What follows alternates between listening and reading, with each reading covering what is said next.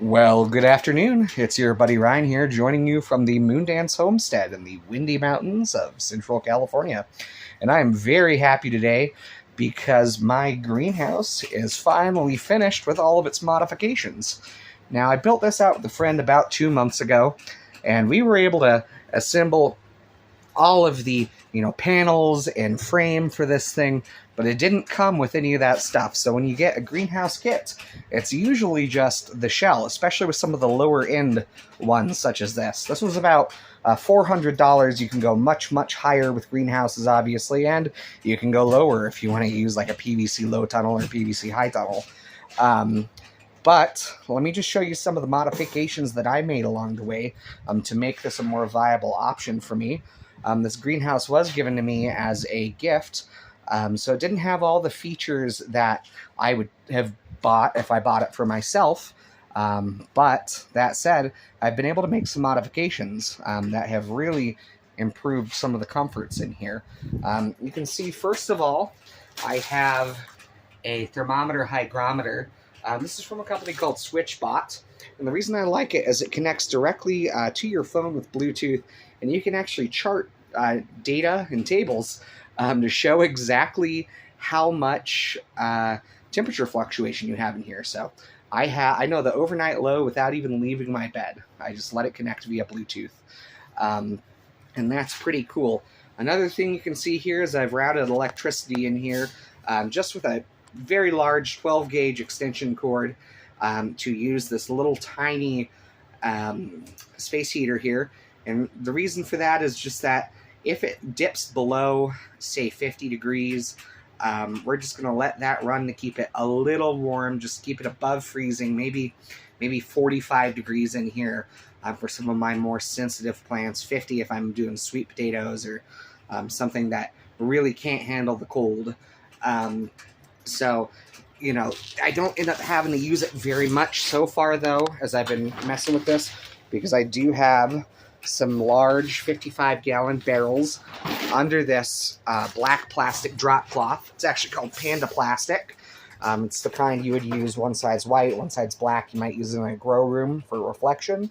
That's what I used it for years. I had a little bit left over, so it's kind of creating a tent to help heat up these 55-gallon barrels full of water.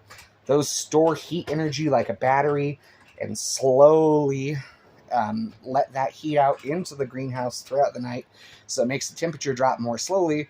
So I only end up having to use the space heater just a little bit if I end up needing to use it at all. So these aren't a all-in-one solution, but they are a solution to make it so that it's a lot more affordable to heat your greenhouse if you need to. Another thing I'd like to talk about is this ventilation panel here. I installed a custom hinge, and these are pretty inexpensive, maybe like $30, and it's got a wax cylinder in it that expands when it gets warm enough and automatically opens. When it gets cold, it automatically closes.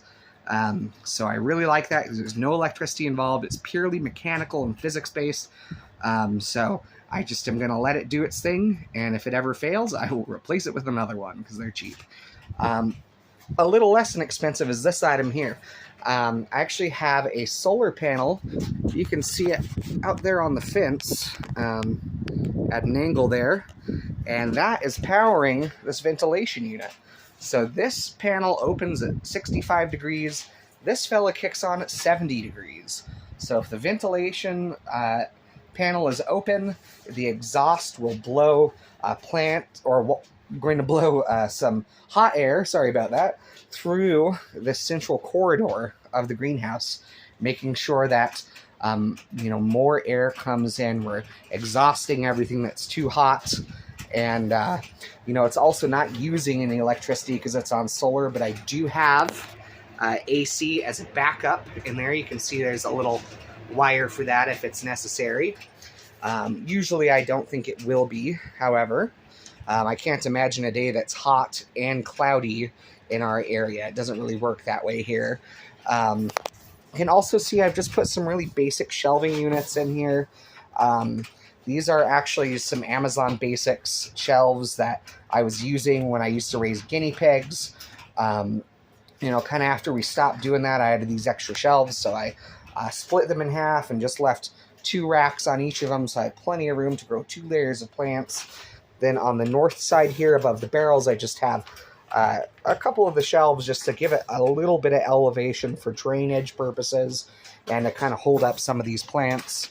You can see, you know, these barrels don't take up the full 10 feet of the greenhouse, so I can set some plants gently on here if they're not too heavy.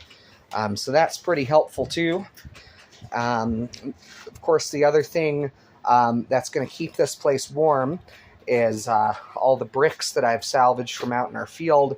You can see the gray ones are ones I found in the field at some old construction that I ended up deciding to take down. And you know, the red ones are also salvaged. I just got them from a local salvage hardware shop. So that was pretty cool. And that also helps retain some of the heat at night. So that's kind of all the bells and whistles. The only last thing is, if you get one of these Outsunny greenhouses, there's not necessarily a way to keep it closed, so while you're inside. So I've got a clamp and a spring and another clamp, and it just holds the door open. Not anything real fancy. The last thing I guess I might mention is that the panels on these were not cut evenly. That's kind of a thing you'll find on some of these budget kits, and they weren't labeled either. So you can see some of these that have a little bit of a gap. Now, I've tried to caulk all of that in, but it's not perfect. So I actually found, let's see if we can get a good view of it. Yeah, you can kind of see it there. There's a little piece of galvanized steel that I bought, and that just covers the gable here, and effectively keeps any of those drips and drops out.